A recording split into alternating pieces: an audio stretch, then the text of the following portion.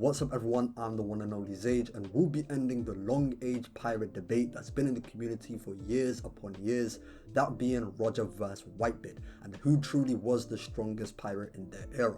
Both these great pirates were kings of their own eras. Roger was the pirate king who started the great age of piracy upon his death, which Whitebeard dominated until his death, which started the new age. They had a long and strong rivalry for many years, and despite one not prevailing over the other in battle as far as we know, there is still enough ground to determine who was actually the strongest. Before we delve into it though, if you're new to the channel or you like content like this, make sure to like the video and subscribe to the channel, as it will help out with the YouTube algorithm, and as always your support is much appreciated. Many of those who believe that Roger is the strongest pirate of all time, or at least stronger than Whitebeard due to the simple fact that he is Pirate King, are under the misconception of how Roger became Pirate King, why he was even called the Pirate King in the first place, and the value of the Pirate King title compared to what it will mean for Luffy in the future, and the obstacles that he had to go through to attain that title, and each one of these will be broken down in a second. So firstly, let's uncover the truth as to why Roger was called the Pirate King. This Pirate King title actually came from the newspaper, and the reason why they called Roger the Pirate King is because Roger's crew were the first ever to complete a full circumnavigation of the globe, and when the people were reading this newspaper, they reacted and said, at last someone has conquered the sea, that Roger has become the king of the sea due to the fact that he was the first to circumnavigate the globe. Now some may say, well, that's just a newspaper trying to misconstrue the facts and the people don't really know the truth of Roger's journey. Well, that's not true, because we actually saw Roger's journey and that's exactly what he did. He didn't beat anyone or prove his strength superior to his rivals or anything like that, and it's actually reiterated in Roger's own Viva card, right, that he got later called the Pirate King because he did an unprecedented round of the whole world. He did a trip around the whole world. He was the first pirate to ever do that, so he was called the Pirate King because of that. That's it. Not because he was stronger than his rivals, Haki and Whitebeard at the time. None of that. It was because he done an unprecedented thing. The first pirate to do a trip around the entire world. The next thing to uncover is how exactly did Roger become Pirate King. So we know that he had to get to Laftel and do a full trip around the whole world, but how exactly did he do it? So we know that to get to Laftel, you need to find the 4 red poneglyphs, as the 4 red poneglyphs have the coordinates that converge at Laftel. Roger needed the assistance of Odin, who could decipher the poneglyphs to even get to Laftel in the first place. However, Odin at the time was a Whitebeard pirate, so to get Odin on his crew, Roger literally went on his hands and knees and begged to Whitebeard to allow Odin to join his crew for a year. And even Roger's own subordinates were telling Roger to not do that, as it makes him look bad in front of the enemy, right? Which it does, but you know, he got what he wanted at the end and got to Laftel and was called Pirate King because of it. Is this some sort of portrayal of Roger being stronger than Whitebeard, or that the Pirate King meaning that Roger is the strongest pirate of all time? Definitely not. We also know of a major battle during Roger's era between one of his major rivals, that being the Golden Lion Haki, who was stated to be equal to Roger himself, that battle being the Edd War. In this battle, Haki wanted to make Roger his subordinate. Roger naturally declined, so they went into battle. Haki outnumbered Roger a lot due to having a large armada, and Buggy was trying to convince Roger, listen, you know, it's not really looking good for us, just listen to what Haki has to say. And he even tried to convince Crocus, look, Roger, the guy is sick, right? I mean, he shouldn't be fighting, which Crocus actually says, no, Roger's in peak condition, nothing bothering him, he can fight. And due to the way Roger is, he does not care about the odds, he will fight who he needs to fight. So the battle commences, and due to Haki outnumbering Roger by a lot, it is stated by the narrator that a dire situation happened to Roger's ship. However, he was saved due to bad weather, and the result of this battle ended as a draw. Half of Haki's fleet got sunk, and essentially Roger lived to become Pirate King. Now the way the narrator portrays it is as though if the bad weather never hit that battle, Roger would have lost, and we probably wouldn't be talking about Roger being Pirate King anymore. So it's important that we put things into its proper context before we just make claims that because Roger is Pirate King, he has to be the strongest pirate, because looking back at Roger's journey, that is clearly not supported.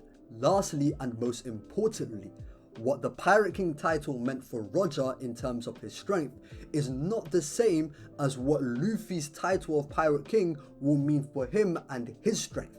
And this is what I mean by that. Don Chinchao explains that the Pirate King is the supreme king that stands on top of all supreme kings.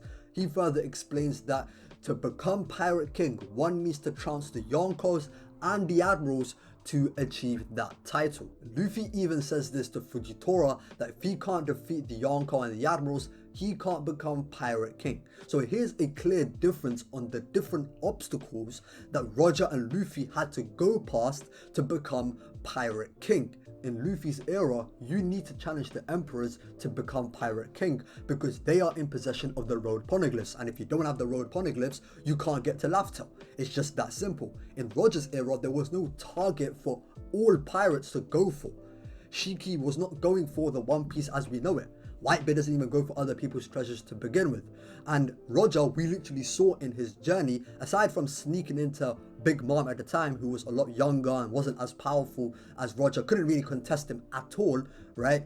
He just waltzed into areas and grabbed the road poneglyphs. There was no real contest for them. Whereas as we saw in Wano, Luffy had to defeat Kaido in order to get his poneglyph.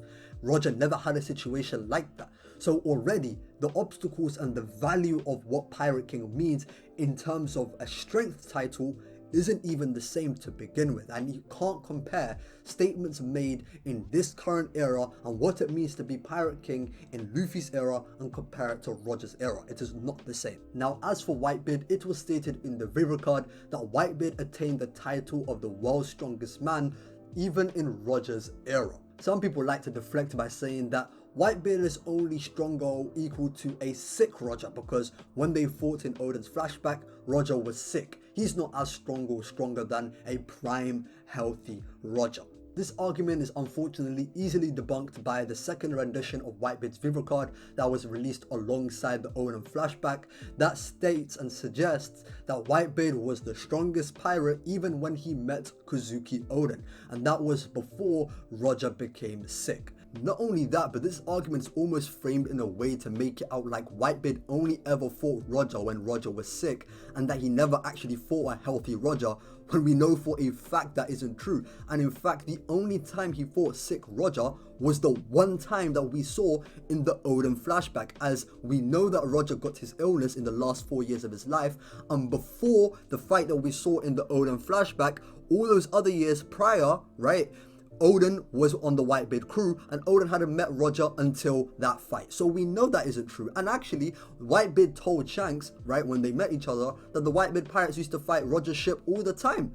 So we know that Whitebeard was fighting a healthy prime Roger, as some people try to make this new meta, right, as though a healthy Roger is particularly different to a sick Roger, when that actually hasn't been portrayed. And that leads me to my next point. The sickness argument is always a weak one anyway, because in the Battle of Edd War, when Buggy makes the same argument that some people make with this sick argument, that, you know, Roger's not at his best when sick, Crocus actually says that Roger's in peak condition and that he's capable of fighting. I mean, the whole point of recruiting Crocus was to stabilize that condition.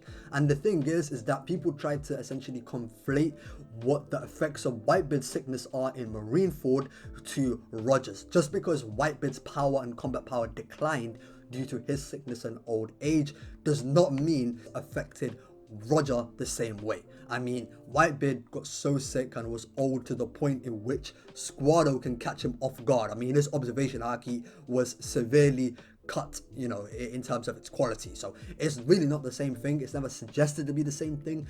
And if anything, it is suggested that due to Crocus stabilizing Roger's condition, he was able to maintain his prime strength in the last years of his life. So that sickness argument is already just a terrible one, and it's already suggested that Whitebeard was the strongest man even before Roger was sick anyway.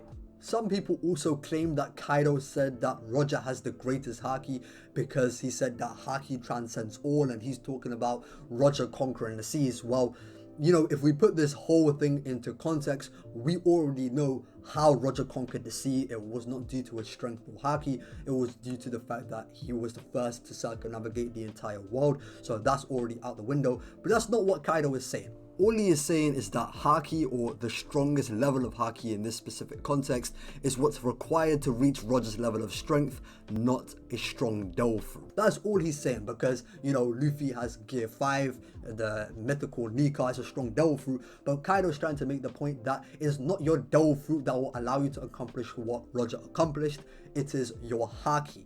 And that is definitely true. And like I said, we already know that Roger didn't conquer the world primarily due to his strength and Haki, like some people say Kaido is saying. So, I mean, that's already been debunked. It also doesn't help with that flimsy argument that, you know, Oda would actually have Roger and Whitebeard have an equal clash of their conqueror's Haki, which only reinforces the point that Roger's Haki was never portrayed as the strongest, as some people may want to lead you to believe. So, I mean, if Oda really wanted to make Roger's Haki be portrayed as the strongest, he would at least have Whitebeard use his Devil Fruit as well as use his conqueror's Haki, and Roger matched that with only his conqueror's Haki, but that's not what he did here. So, I mean, yeah, there's no real argument at all that Roger has the strongest Haki, so he is the strongest and stronger than Whitebeard. No, Oda never portrays that, never makes that point. So yeah, like I said, that's a flimsy argument to begin with. Anyways, the main point is that for Roger, the Pirate King title does not mean that Roger is the strongest pirate or strongest man. What Pirate King will mean for Luffy's strength is completely different than what that same title meant for Roger. Roger was never considered the strongest, that was Whitebeard, but obviously he is as strong as Whitebeard, as they've already been stated to be on par with each other. The difference in their strengths are very, very, very, very, very small. However, with the portrayal, the edge definitely goes to Whitebeard, as he is the one that has been flat out called the strongest man even in Roger's era. So that should end the debate between Whitebeard and Roger. There really is no real argument for Roger at all. And, you know, like I said in the video, he was also stated to be an equal to Shiki as well, but everyone gives Roger that edge, you know what I'm saying? Like, I'm kind of being devil's advocate. I do think that Roger's stronger than Shiki, but just to use these equal statements for what they are, Roger was stated to be equal to Shiki. Garp and Roger had fights in which they nearly killed each other, so Roger's never actually been, you know, flat out said to be stronger than any of his real rivals at the time.